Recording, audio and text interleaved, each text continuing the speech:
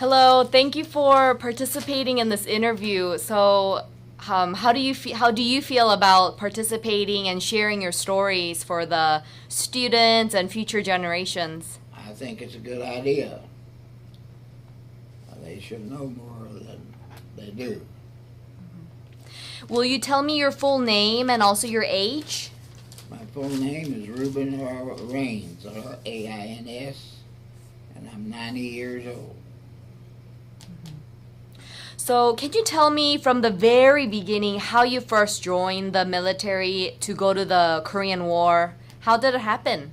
Well, I was in World War II, and I joined the Marine Corps and went to Paris Island boot camp, and was served in World War II, and then I was in the reserve. When the Korean War started, they brought me back in to the service. I was a border patrolman in civilian life, and I was stationed in El Paso, Texas. And I got a notice one day that I was to come back and go to Korea. So that's how I ended up in Korea. And about the Korean War started, on about the 10th of February of 1951, I was in Korea. It was the 11th Marines. I was with the 11th Marines. That's an artillery unit. And fought with them until I came back home. For your training, where did you train? All over. Of course, I started in the Marine Corps, and I was in the reserves, and I just see a Marine, and once a Marine, always a Marine. He's a artilleryman. He's a rifleman. He's everything. So my training was everything. I see. How did you feel about going to Korea? How did your family feel about you going to Korea? I was married, and they didn't particularly like it, but since I had to go because of what they were being overtaken by the communists, and it was my duty as a Marine to go get with them. So it was well taken. When you first arrived, what was your impression? Well, when I arrived, I getting down in Busan. The Marines and the Chinese had pushed the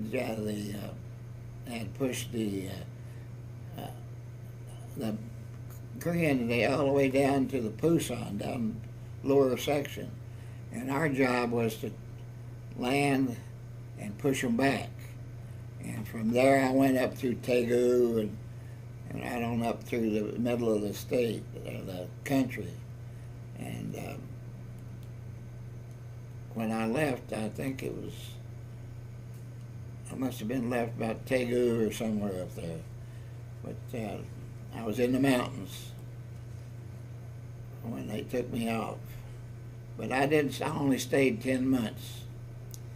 But that 10 months was a time that when the Chinese, we had 2 or 3 attacks by the Chinese army, trying to get rid of us and retake the island. And I was there for those invasions. And if it hadn't been for the Marines, we would have lost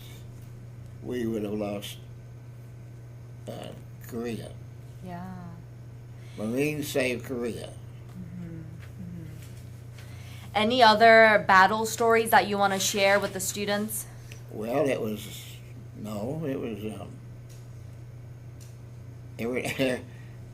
we always were in battle. they'd attack at night, or we'd attack. And I was in the 11th Marines, and we were support groups for artillery for the 5th Marines and 7th Marines. And what we did, we offered support when when they were being attacked. We took on the attack, and of course we had the French, several of the different armies that depended on us to back them up too. We had different countries, small countries with their troops over there, and we backed them up too. We were their artillery. Did you have any interactions with Koreans? The Koreans, the only Korean we had, we would the only in a Marine unit. They only had one Korean, and he was the interpreter. We didn't have people,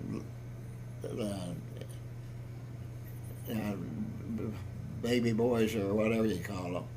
No, we didn't have it.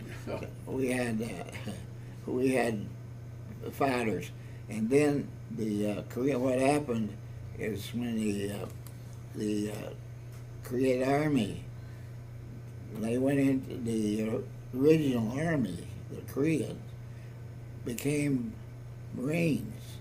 They were Korean Marines, and we were with the Korean Marines. The Korean Marines and us fought together. So that's where the Marine Corps was in there. They had over here you'd have the Korean Marines, and which originally had been the Army. So the Army, when they disbanded, and they went to become a unit, they became Marines, and they were tough. They were mean. They were good. Yeah. Those Korean boys were good. That's good. Yeah, it was. They are outstanding troops. Aww. They should be happy to hear this. Well, they know it. What was the most... Do you have like a favorite memory from the war? Coming home? No, not really. Yeah. Then maybe like the hardest time that you had. The hardest time is I don't. It was always hard, but we like when we were retreating, why the engineers would blow bridges, and we'd always manage to get on the other side of the bridge before they blew it. And things like that were exciting. You paid attention because they were after you when they were getting close. No, it was always like I said, it was always a battle. And those Korean Marines were right there. So when did you come back home? I was there 10 months. So I was there, I came back home and, let's see, must have been December of 51. Yeah, 51. See, it started in, what was it? It started in 50, right? And I came back in last part of 51. What did you do when you came back home? Went back to work. I was a border patrolman. You know what a border patrolman is? Yeah. I belonged to the border patrol, and I just went back to work. What area? Where? I was stationed in El Paso, Texas. And from then on, I've worked all over, and in fact, I retired here in Chula Vista as the officer in charge of this port of entry down here at you cross back and forth. In 1982, I was the officer in charge, and I retired then. Oh, I see. Do you think about the Korean War often? No, No. I know they're nice people. Okay. The only well, I don't think about any of that. You know, I don't let it bother me. Can't. Okay. Anything else that you want to share with people that may be watching this interview later on? Well, God bless them. They did a good job, and they've, from what I can see, they've done a hell of a good job building cars and doing outstanding things. It's a great country. Thank you so much. Okay.